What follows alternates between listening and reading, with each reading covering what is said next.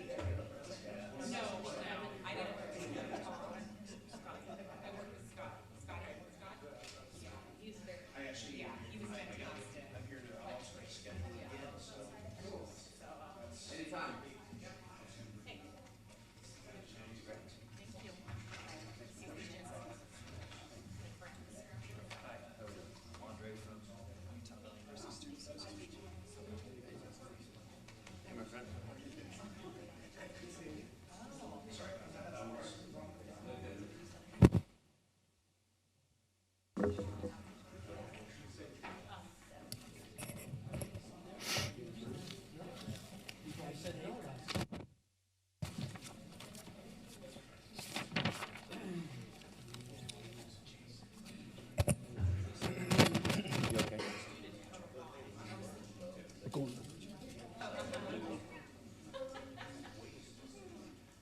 11 o'clock, is that okay? Sure. Let me get my pillow.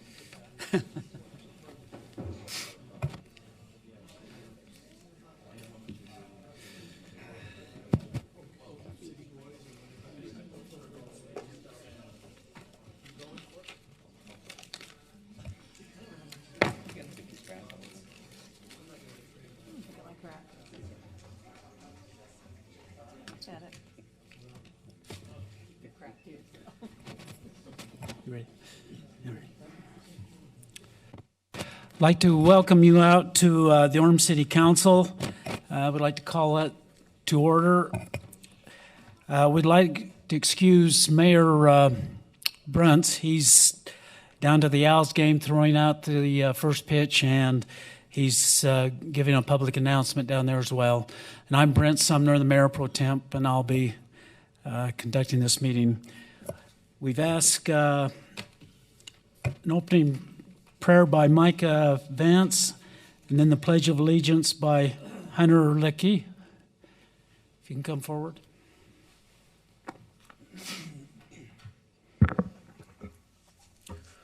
Our dear kind Heavenly Father, we bow our heads before Thee at the opening of this Orem City Council meeting, and I give Thee thanks for the opportunity we have to live and work in this family city.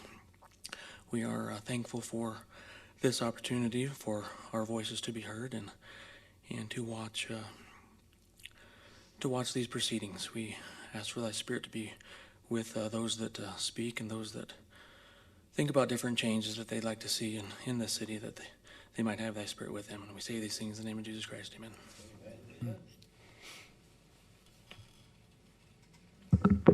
Will everybody please stand? Please repeat the Pledge of Allegiance after me. I pledge allegiance to the flag of the United States of America and to the republic for which it stands, one nation, under God, indivisible, with liberty and justice for all. You are now excused.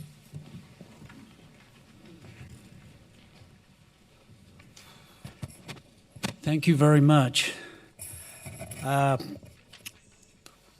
We have minutes for August 9th. We've all had a chance to look at. Are there any corrections to the minutes? Do I have a motion to approve them? I moved. Second. Those that would like to approve the minutes, say aye. Aye. Oppose?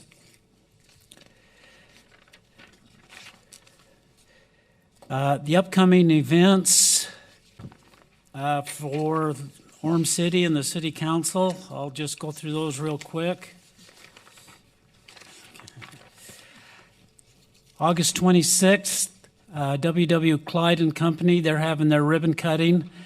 They're at 869 North, 1500 West, here in Orem. August 29th through 30th is the Timpanogos Storytelling Festival. I don't know, how many years has that been, Jamie? We've had storytelling a bunch. 27 or 8, isn't it? Anyway, goes over 3 days, and it's a very popular activity, of course. August 31st, Volunteer Appreciation Evening at 6 o'clock. That's at Mount Timpanogos Park. September 3rd, Timpanogos Storytelling Festival. The City Council and members of the community get to drive the golf carts from 9 o'clock till 1. September 8th, United Way of Utah County, the Day of Caring Breakfast. That's at 7:30 a.m. in the New Skin Courtyard in Provo.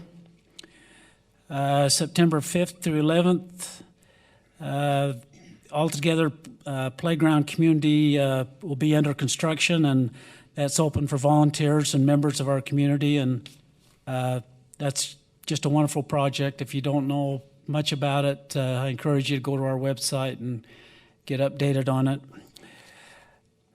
September 14th through 16th is the League of Cities Annual Conference and Convention in Salt Lake City.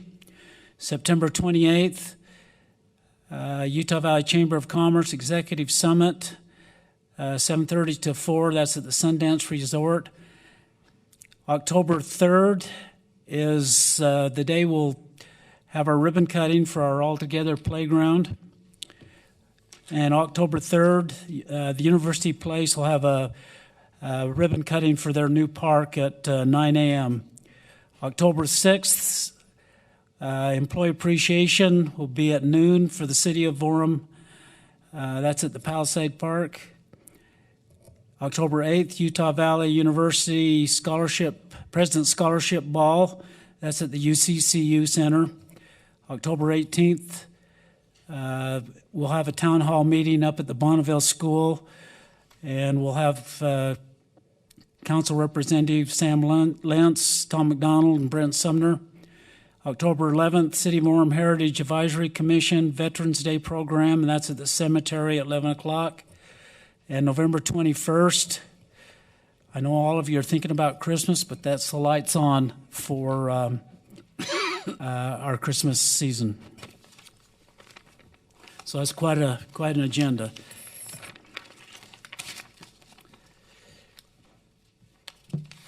Next, we give our Wallersea Orem Award out each quarter. We're going to do our appointments first. Oh, see, okay. Oh. Our Wallersea Orem Award, and that I'll turn that over to Stephen Downs. Was he?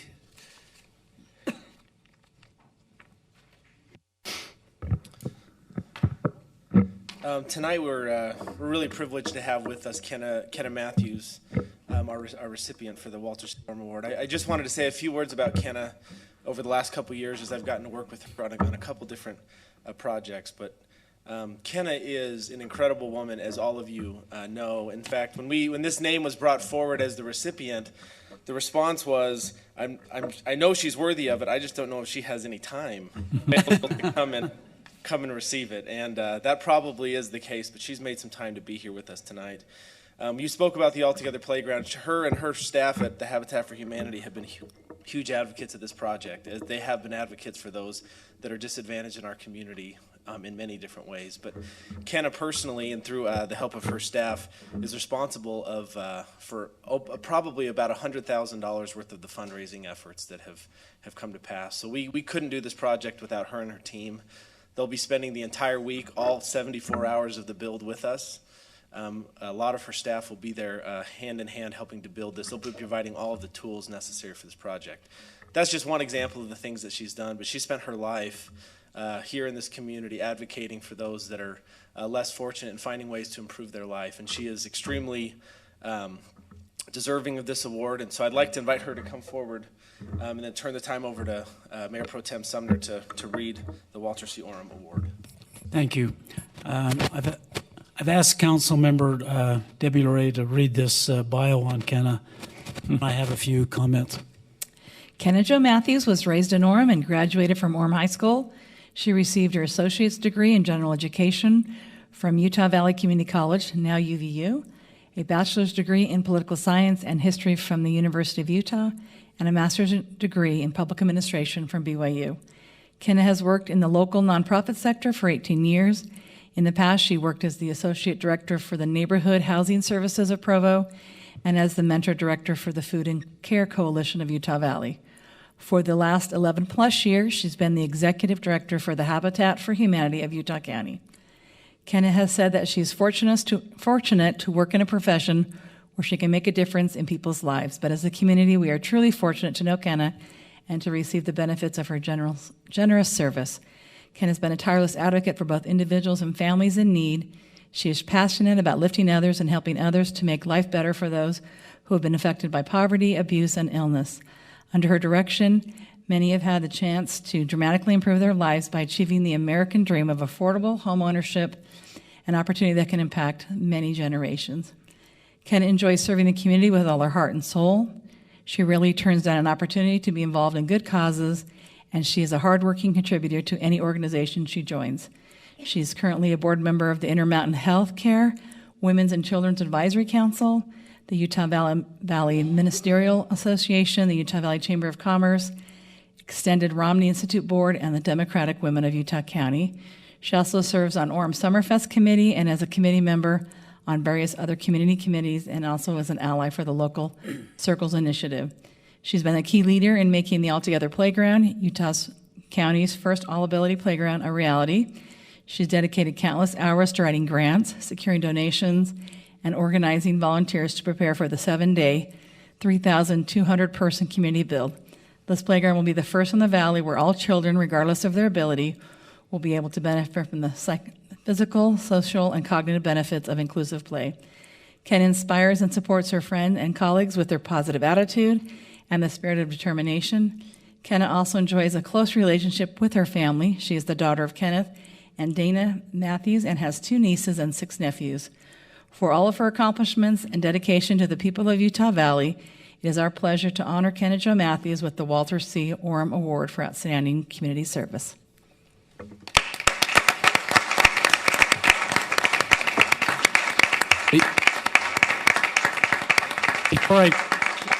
Before I give you this award, Kenna, I'm going to embarrass you a little bit. Oh, dear. Is that okay? Yes. I've known Kenna since she was in high school. She was the editor-in-chief of the Orem High newspaper. You remember, don't you? I do. And she worked with me quite a bit on printing and the journalism part of the newspaper. And I just want to say Kenna was one of the best editor-in-chiefs. We dealt with all the high schools in the valley. She was one of the best editors-in-chief that I ever had the opportunity to work with. She was never missed a deadline. She always was stretching herself to find out more information and how to do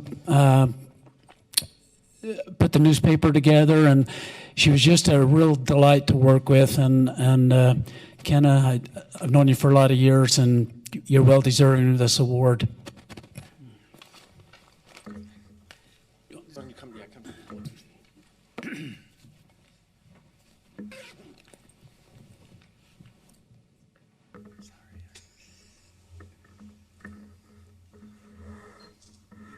We have this bio that was just read by Debbie up there, and then we have a plaque right here that Walter C. Orem Awards and Kenna Jo Matthews for many, many years of service to our community. Well deserved.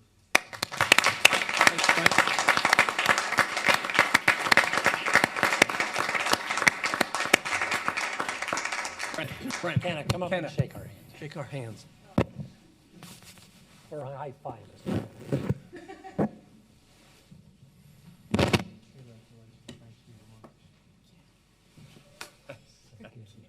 Thank you. Congratulations. Well deserved.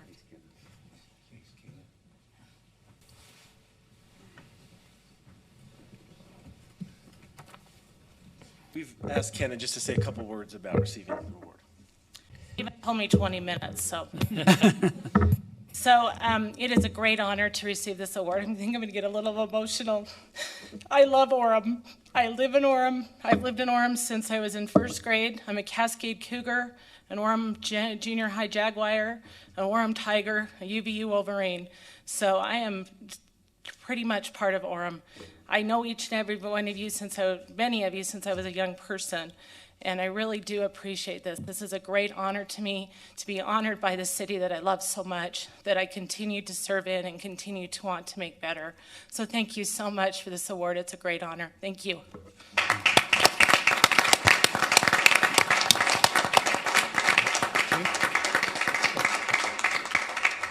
Thank you for all you do, Kenna. Appointments to boards and commissions. I'd like to turn that over to our city manager. Thank you, Councilmember Sumner, our Mayor Pro Tem Sumner. We have two individuals who have been recommended, and my recommendation is that they be appointed to the board, the Board of Building and Fire Code Appeals. I don't know if either one of these gentlemen are here tonight, but Mr. Stephen R. Frisbee and Mr. James M. Williams have both been recommended to serve as a member of the Board of Building and Fire Code Appeals, and I would request your consent, approval and consent to move forward with their appointment, and this would require you to provide consent by motion. So moved. Second. All those in favor? Aye. Oppose? Thank you, Jamie. We have no personal appearances at this time, so we'll move on to, are there any consent items? We'll move on to number 14, a public hearing on Harmon Segert rezone ordinance, amending the general plan land use map by changing the designation from community, commercial, and professional service to low-density residential, and amending section 22.5-3A and the zoning map of Orem City by changing the zone from C1 and PD4 to R8 at 811 East, 700 North, and 821 East, 700 North. Represent the Jason Bench. That sounded a lot more complicated than it is. So. That was a mouthful. Before you tonight is simply a rezone and a general plan amendment for two properties south of Harmon's on 800 East and 700 North. This property was zoned back when Harmon's was developed. The property owner on the corner didn't want to be the lone man on the corner, so the council at that time rezoned him to the C1 zone. He's since kept it and actually has sold it. It's always been a residential home. It never has been used for an office. The other piece of property is owned currently by Harmon's, but if you've been onto the site, the actual fence comes on the north part of that property. It never was part of the physical site of Harmon's. It was always outside of that and landscaped and maintained by Harmon's, but never really a part of that. The property owner here, which is the applicant tonight, Mr. Eggett, has approached the Harmon's and asked that if he could buy that section of property and then make it a part of his property and fence it in as part of his backyard. Harmon's has agreed, and he's before you tonight to get that rezoned to the R8 zone. And during the process, the lady on the corner came and wanted to also be included on that, and so together they've come and asked for the general plan to be changed. There are two different general plans on each of their properties, and then just rezone it to the R8 zone. This is what is currently out there on the site. It's kind of a rock decor with a couple of trees. And then you can see the house on the corner. It is existing single family, and my understanding will remain single family. They just want the opportunity to be able to have an easier sell when they sell in the future as a single family home. Planning Commission reviewed it. There is no issues that we see, and we support the staff, our Planning Commission, in their recommendation for the rezone. So any questions that I can address? Is the applicant here? Want to come up here just in case there's any questions? Mrs. Eggett. Thank you.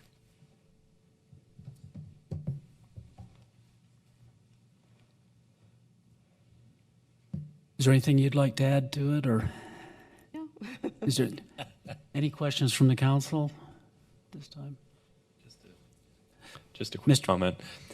So we had spoken about this in the pre-meeting as well, but at the Planning Commission, there were probably about a half dozen of the neighbors that came out to voice their support for this change, which is kind of rare. Typically, we tend to hear a lot of those that are opposed to changes, but it was pleasant to hear so many excited about this, in favor of it, and they did express that they'd like to come to the city council meeting to voice that same concern, but just with scheduling they weren't able to make it. So you had at least a half dozen voices from the neighbors there that just wanted to make sure that they were represented here. So, Councilmember Spencer, did you have something?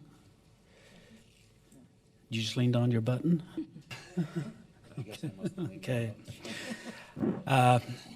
Any other comments? This is a public hearing. We will open that up. Just a reminder to keep your comments to 3 minutes and state your name and address. So at this time, if anybody has any comment, you can come forward.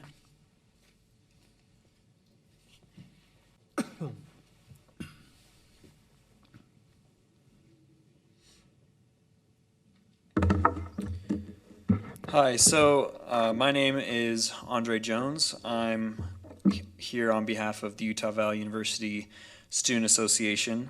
I'm the Chief Justice there, and I'm on behalf of the association. I've come here, and they represent the entire student body at Utah Valley University.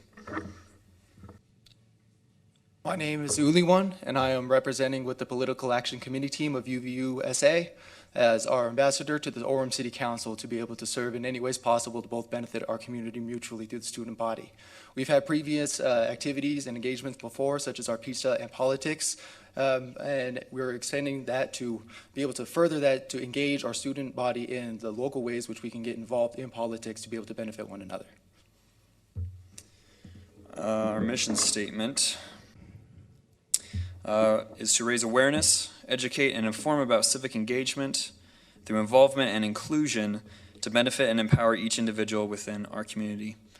So we are here to represent the Student Association in any matters and are the ear of the Student Council. And so if there's anything that we can bring to them, we'll be in these meetings.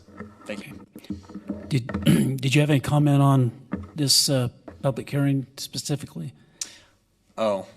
Not at this time. Okay. We wanted to make ourselves aware. Okay. Ending of this new semester, to be able to collaborate with each other. Okay. Are there any questions for us at this time? I know you're a very important group, an arm of the university. You have 3 council members up here that or have worked for the university, and we're aware of what you do and the good things you do. And you're welcome to contact us anytime, and good or bad, because we're not always on the right side. So we appreciate your comments. Thank you. Thank you. If it's good, you can talk to me. If it's bad, though, talk to him. Thank you for your time. Thanks, guys, for coming. If we don't have any additional comments, we'll close the public hearing and bring it back to the council for further discussion. Any discussion or recommendation? I think it makes sense. I mean, obviously, it's stayed residential the time if they wanted to change it commercial or keep it commercial. So to me, it looks like a good idea. Very well kept up. Seems to make a lot of sense. So I would move that we go ahead and I guess I need to read this, don't I? That we go ahead and let's see, change the zoning. Amend the general plan and use the map by changing the designation from community commercial and professional services to the low-density residential, and amending section 22-5-3A and the zoning map of the Orem City by changing the zone from a C1 and a PD4 to the R8 and at this particular address, at 811 East, 700 North, and the next door there is 821 East, 700 North, and go forward with that recommendation. Seconded. Thank you. We'll start with Councilmember Spencer. Aye. Aye. Aye. Aye. Aye. Aye. The motion passes, and congratulations. Thank you very much. Number 15, this is a resolution authorizing the mayor to sign the interlock agreement between the City of Orem and Alpine School District regarding the deployment of police officers in each of the 4 public high schools in the city of Orem and the attendance of police officers at extracurricular events at the high schools. And our presenter will be our Chief Gary Giles. If I can get back out of it. If I can get back out of this chair once I get in it. I had a hard enough time getting in. As most of you know, we have 4 school resource officers assigned to the high schools within Orem City. So we have 1 officer that's assigned to East Shore / Summit High. We have 1 in Mountain View High School, 1 at Orem, and 1 at Timpanogos High Schools. We've had in place an interlocal agreement, which actually automatically renewed, but the good part about an expiration date on it is that it forces us to go back and relook at our original agreements. The agreement that we had expired at the end of June, and again, it did have a clause that would have extended that out. However, in going back and looking at our agreement, there were just a few things that needed to be looked at. One of them was the cost of the officers. This new agreement would increase the revenue for the city, actually just to cover and offset the cost. It's not necessarily revenue, by $27,322. The other thing we did throughout the new interlocal agreement was just to clarify a little bit more about what the actual job of the officers is. Officers are not there to enforce school policy, but they're there to enforce school laws. To enforce the laws and also to keep people safe. And it just clarifies a little bit better what they're in the school for and what their purposes are. So it's my recommendation that we approve the new resolution, interlocal agreement. Any comment from the council? Anyone?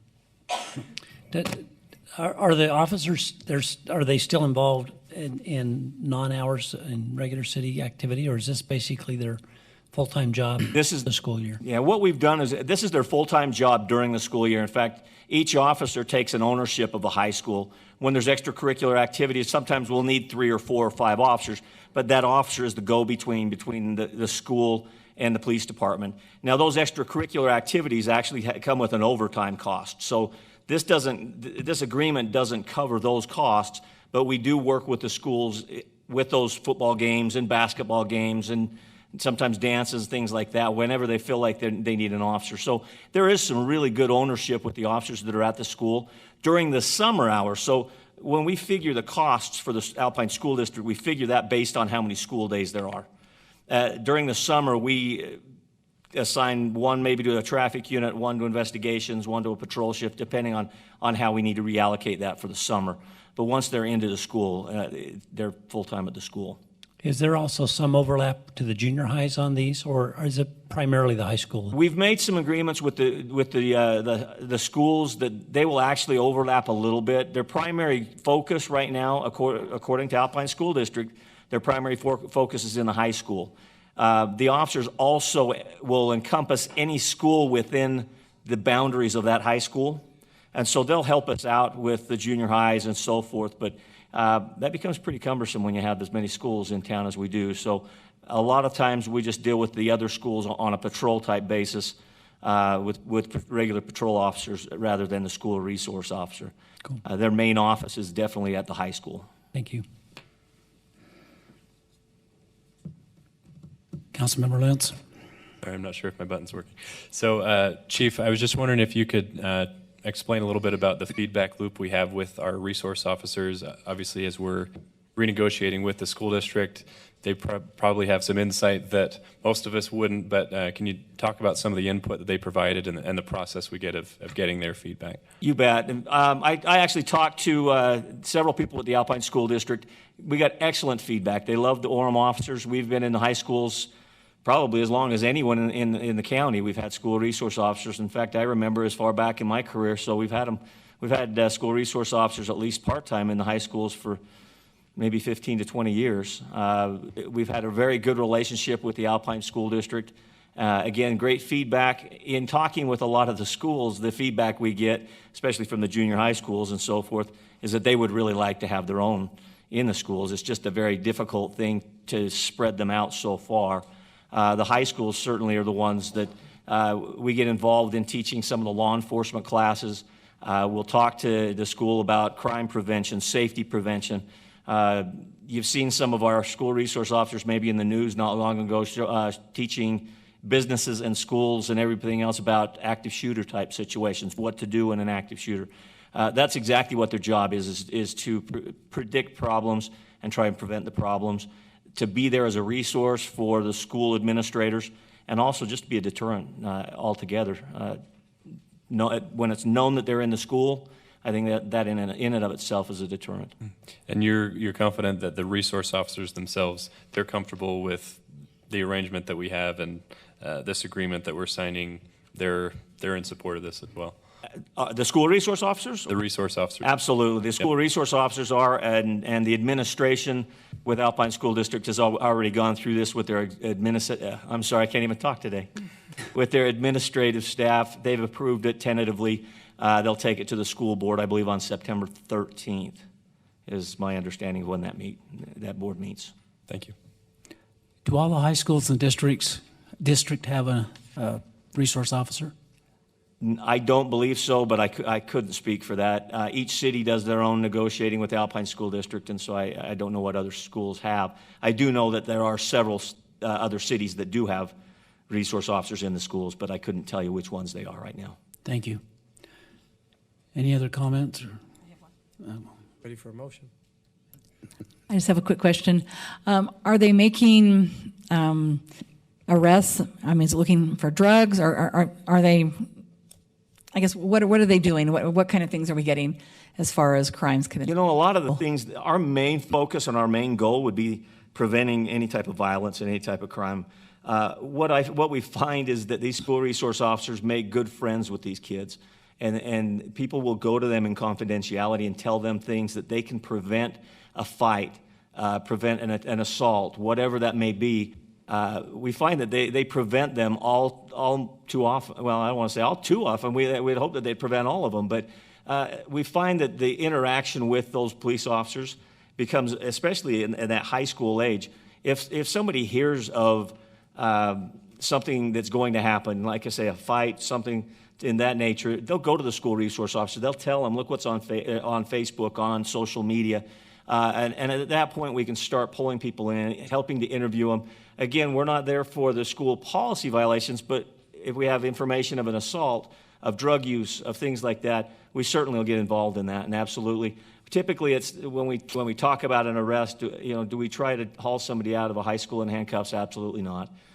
Typically, we just take it through the juvenile justice system and go from there. Any other comments? Ready for a motion? Mm-hmm. I move that the city enter into the interlocal agreement between the City of Orem and the Alpine School District for the deployment of police school resource officers in the 4 senior high schools located within the City of Orem. Second. Although this needs a head count. Yep. Dave? Aye. Aye. Aye. Aye. Aye. Aye. Thank you very much. Motion passed. Thanks, Chief.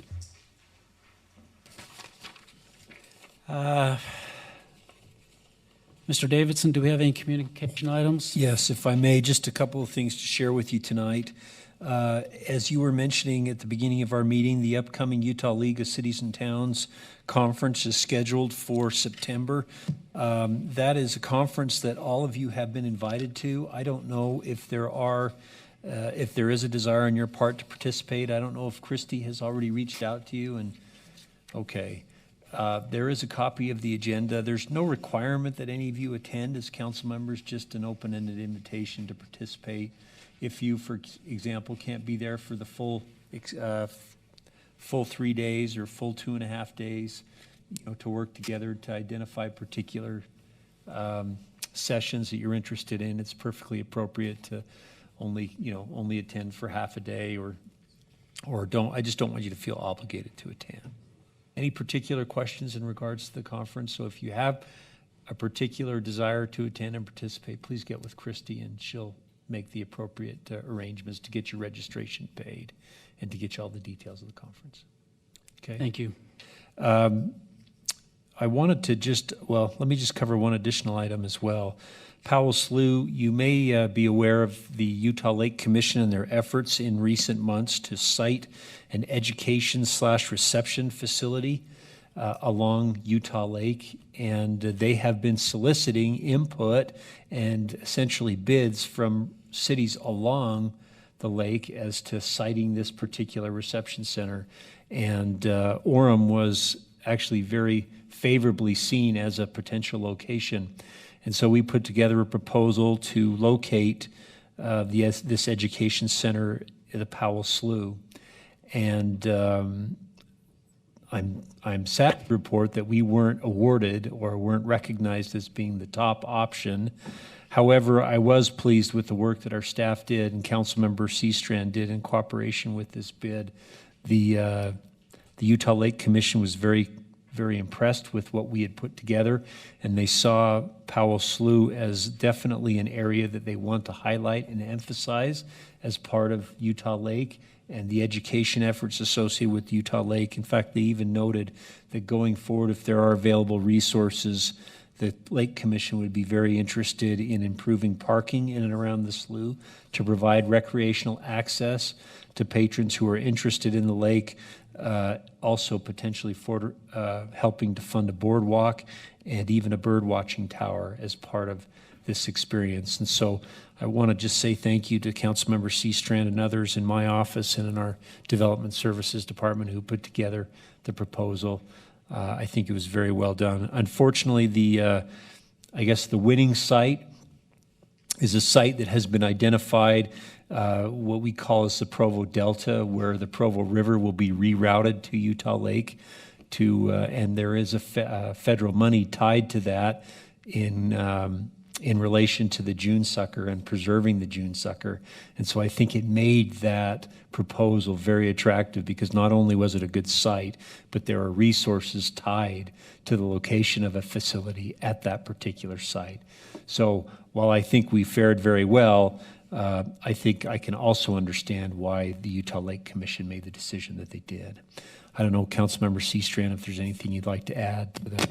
Well, you always wear a couple of, turn your face upside down, the frowny face or the smiley face. So I was excited about the possibility of having a resource like that close to UVU, close to the freeway access, close to the intermodal center. There were a lot of positives about Powell Slough. It's also an area that is relatively, undisturbed, and it's quiet and it's relatively easy to get to. At the same time, I also feel like the importance of having a center that is very viable and is a good add to not just the Orem Provo area, but all of the county, where kids from all ages can go and learn about the natural resources, can still see in action key aspects of birds and fish and wildlife. I'm thrilled that it's located close by as a good resource, and it would be a great thing long term. And I'm hopeful that the funding and the ability to pull off the project is still there, and I think it will be a good add to both communities, regardless of where it's at there. But it's, and from a staff standpoint, the staff really did a great job. We had bucket trucks there. If you get a chance to go up high above Powell Slough, it's an amazingly beautiful little area in this community, and someday I'd love to do a canoe ride down some of those pathways there. But anyway, good part of Orem that we're very proud of. And if you haven't had a bird's eye view of the slough, there's also a video that we loaded onto YouTube. We worked with the private contractor to help us with a drone actually visualizing what is there in and around the slough. And I think many of you, including myself, would be surprised at the natural beauty and wonder of that area.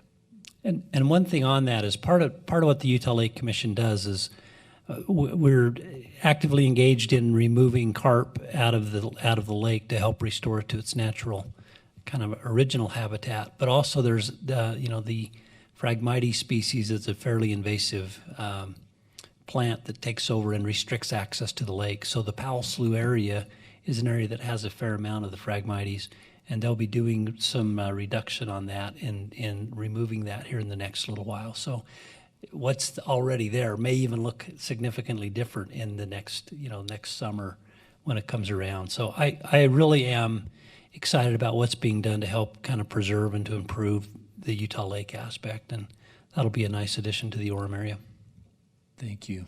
On the economic development front, just two things I'd like to advise you of.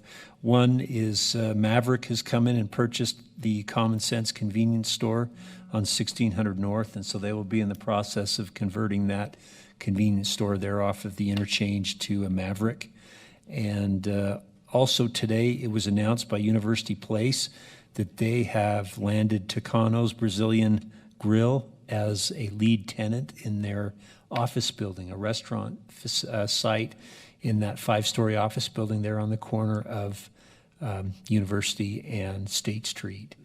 And they will be relocating their current location from Provo to Orem. Now, I just want to be careful and suggest this is not something that we actively sought after, but I think it's worthy of note that Tucano's was out of space and they were looking for a bigger restaurant. And so University Place fit perfectly with their growth plans. So we're pleased to welcome them to the city of Orem. And finally, I just wanted to give Bren just a couple of minutes to talk about some happenings down at the North Point transfer station and a deal that the North Point board has in the works relative to the Bayview landfill. I'll speak here because of the monitor is so large there. So yesterday, and kind of to come full circle in regards to the heads up I gave a few weeks back, the North Point Solid Waste Special Service District voted 7-4 in favor of participating in the purchase of the Bayview landfill out in Alberta. The main hesitation of the 4 cities that didn't vote in favor of it was they wanted to be included in the resolution a contingency of sorts that would require the new ownership of the landfill to go out to RFP for the private operation of the landfill. And so immediately after that vote to participate in the purchase of the landfill, we directed the district director and attorney to draft a resolution that would express the district's desire that the new ownership, which would include at least 4 total solid waste districts, so which is everything from South Valley to a district called Transjordan that's up in South Jordan area to Wasatch Integrated, which is further up north, and then North Point, which is essentially cities combined here, and then from Orem north part of the county. So that would be the ownership, and then they would essentially go through an RFP process. And once this purchase is finalized, to have different private entities come in and give bids on operating the landfill. So wanted to make sure that you were aware of what's been going on, and if you have any questions, I'd be happy to answer them. Thank you. That's all I had. Thank you. Thank you, Jamie. Does council have any other comments or discussion? I know we talked about it in the in the work session, but I don't know, for public record, just an update on some of the transportation. There's been questions about what's going on at 1600 North, and you think that'll be wrapped up in October timeframe? Do you want to any just key? Can I lean on you, Bill, to maybe just speak to that? Yeah, they've begun work on 1600 North, that intersection there just east of State Street. They started a little bit late, about a week late, so they should wrap it up at the end of September, maybe the first week of October. And with the construction going on that diagonal in Provo, is there anticipate any issues with game traffic or with some of the upcoming football season issues there? According to UTA, they're aware of that, and they're going to keep those lanes open. So they'll be working, nothing changed. Okay. And in addition to that conversation, as part of the Pro Trip or the BRT project, the project team has put together a weekly email that they will begin sending out this Friday, advising customers of any not stoppages in traffic, but any potential delays and modifications to the roadway. And that will go out on a weekly basis, reminding patrons of all the things that are happening with the project. And that particular email is available to anybody that goes to the ProTrip website. And I'm just looking for that address right now. I think that you can just go to provooremtrip.com and it will take you to the right spot there. It is. In fact, I have the address here, but I don't. I'll make sure. I forwarded to you what's happening this week email from the ProTrip team, and I will get you that email address, and we will post that on our webpage as well. Okay, thank you. Any other comments? Or do I have a motion to adjourn? So moved. Second. All those in favor? Aye. Opposed? Thanks, everybody.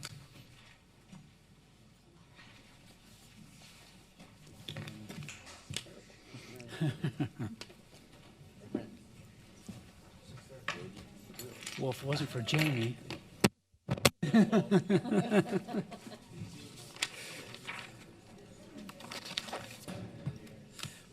Nice work, Brent. You done good, man. That was a good short one. Yep.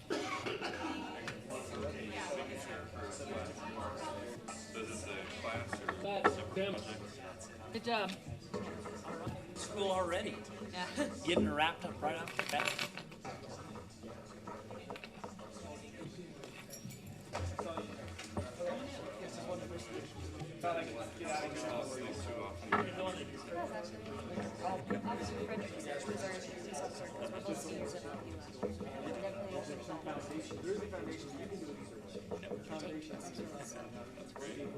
Therapy.